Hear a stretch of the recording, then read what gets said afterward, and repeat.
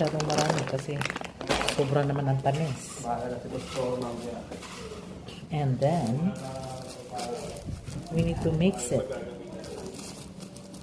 Mix. Okay.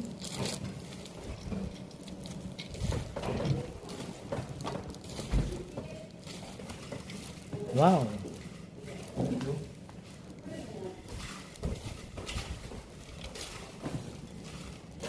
Special macaroni salad.